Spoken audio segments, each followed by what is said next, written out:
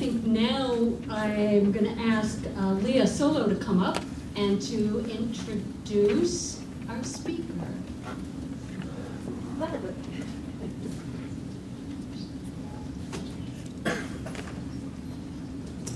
Hi, I owe a lot to Mark Ritchie. You may be looking at me and saying, well, of course you do, Leah. He employed you for over a year. You know, beyond that, you're a Minnesotan, so he's done this tremendous job as Secretary of State and, you know, protected our election system, so of course you owe a lot to him. And that is all true. But in the MAPL world, I also owe a lot to Mark Ritchie. It all began on a cold night in January of 2009. You may have seen this referenced in the video. In the midst of the Coleman-Franken recount contest, and with all eyes of the nation focused on Minnesota's election system, and Mark Ritchie. Mark was doing his post-election swing around the state to talk to local election officials, and he managed to have time to stop by our first night of MAPL classes. This was, of course, also my very first night ever in MAPL. I was a little nervous at the time. Now, I had known Mark since 2005 when he did a Camp Wellstone with my boss at the time, Tim Walls. And I had seen him out on the campaign trail. And when you see someone everywhere from Fulda to the Rochester Fest Parade to events in the Twin Cities, you get to know him and appreciate seeing a familiar face in the crowd.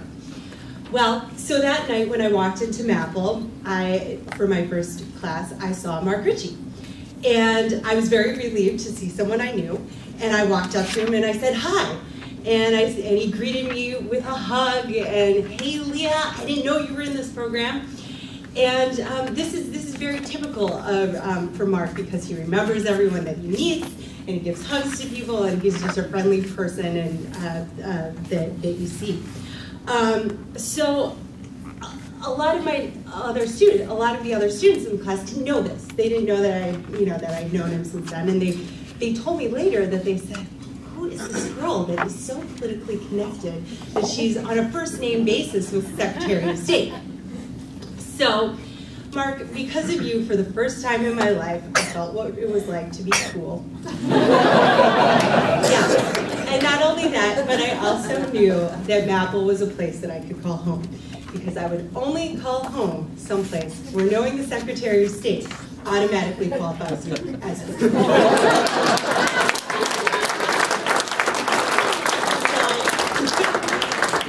I am so proud to have worked for you for the last year. I am so proud of the job that you do. I'm so thankful that you're still there representing us and protecting our election system.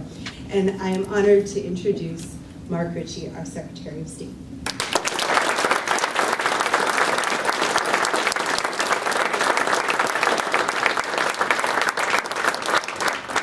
Thank you, Leah. And thank you, I guess, to all the students. Apparently there was some debate about who should speak at your graduation here, and I'm pleased that I was asked to come back even after that first night. It was, I have to say, there's a little bit of Groundhog's Day. It is the recount. My heart sank a little bit in the video, but I had this great opportunity because I got to steal 3 MAPL people to help me win my election. And I say that really straight out. Christina Diaz, where's Christina? Cohort 12. Sherry Smith, cohort 10. Leah, you want to make 11? How they do that? Are you going to get that done?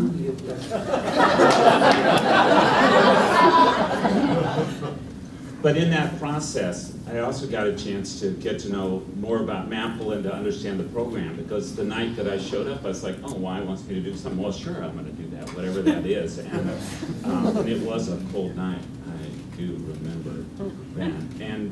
But it also was like, I walked in and I thought, oh, people actually like studying the things that we talk about and sort of do. We don't just put gas in our car and drive around, although there's quite a bit of that, but there's also a logic. And over time, I would hear more and more about the specific things that people were learning. And so when I was asked to come and speak today, I immediately said, oh yes, absolutely, not really knowing if there would be a recount or if the recount would be done or whatever. I first thought about the things that you've learned, that you've accomplished. And I'm assuming that all of you have thought about that a lot and you're thinking about that as you go forward, and certainly your families have been watching you change, and your kids have seen you change, and your parents probably, and others as well. But I also began thinking a lot about today, about the importance of taking the moment to reflect and to honor and to thank and to celebrate and to just pause long enough to reflect and to do that in a self-conscious way. And some parts of our societies actually do this really well, this stopping and recognizing and acknowledging. In our society, for example, the military really does an incredibly good job of recognition and honoring and stopping and reflecting. The arts and cultural community, in its own way, often will take the time to acknowledge, and people then organize how they do their presentation of their art and how they recognize each other. Business community, in some parts, advertising sector in particular does a really good job of this. Nonprofit community, getting better. Minnesota Council of Nonprofits makes Minnesota a cut above other regions and other parts of the world, but probably that sector needs a better or more energized process and culture and habit of stopping like today and reflecting and honoring. Government sector, it's kind of a mixed bag. It's sometimes viewed in a kind of negative way in some ways, but the notion of stopping as you're doing today and remembering and honoring and reflecting is something that's really crucial to our whole society, and I want to talk about it a little more directly. One aspect of that, of course, is how we do that individually and personally in our lives. Taking time today is important. I mean, this is kind of a cohort and a kind of a group recognition.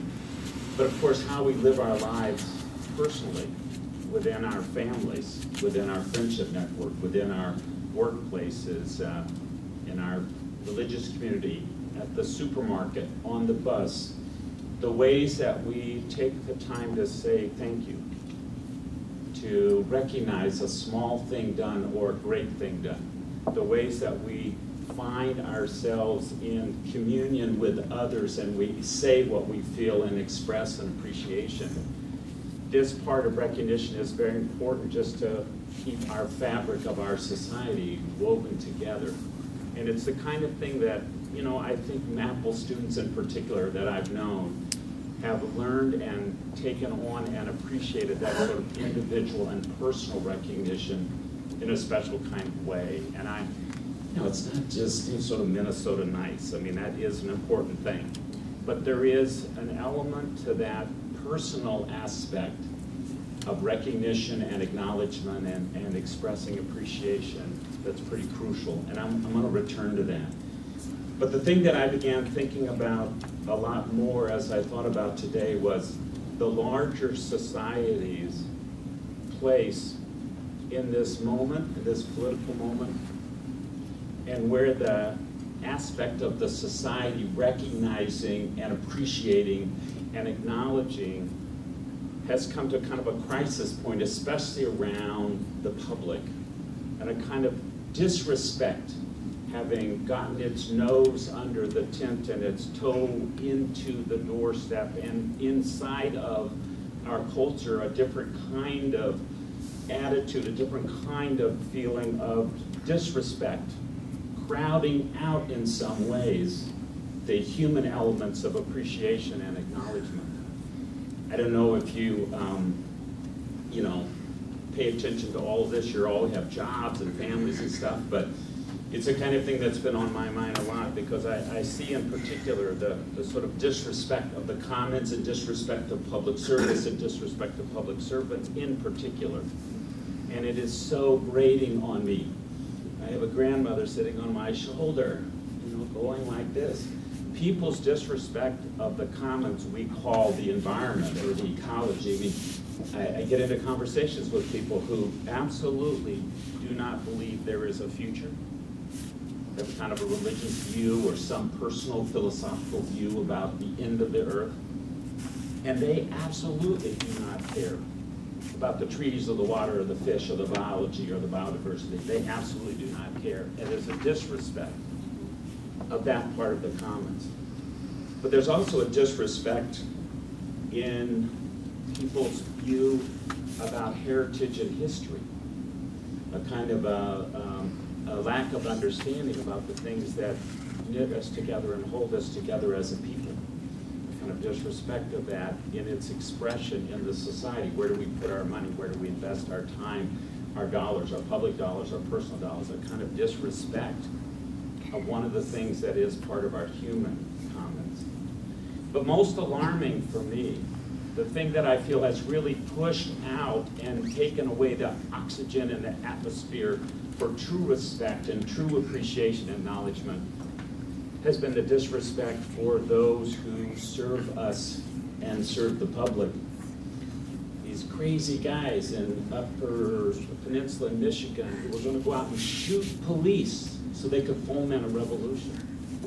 This guy who flew a plane into an IRS, a public servant, an IRS building in Texas because he hated the IRS.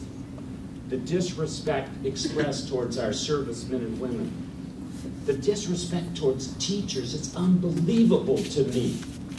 I mean, I have to, I'm not unbiased in this. I was a trained teacher, my mother was a teacher, and she was a principal. I mean, but the disrespect of public servants, of librarians, of doctors, of people who serve us on a daily basis, the disrespect. And that disrespect being promoted in the society. And it begins to corrode.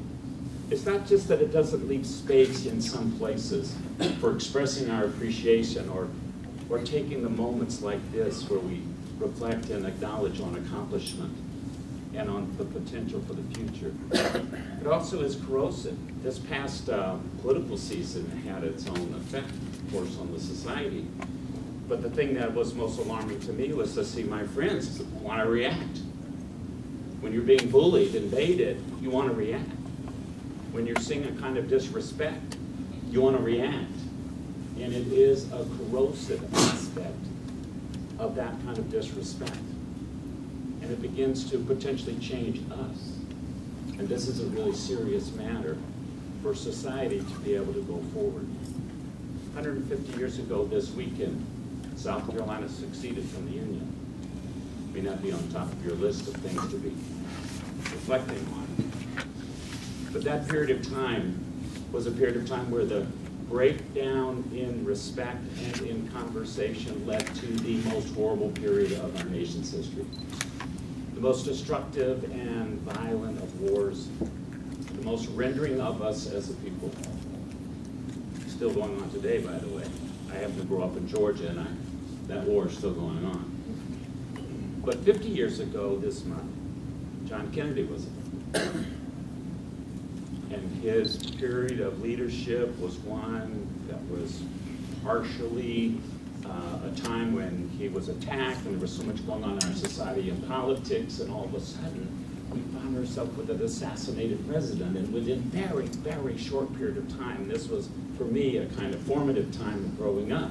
The murders of Martin Luther King and Bobby Kennedy and Fred Hampton and George Wallace and all these people, as a society, we kind of lost a hold of our bearings. We began to believe that somehow violence and the perpetration of violence was an acceptable way of talking about and expressing our differences and trying to establish some kind of a different way. And as a society, we lost track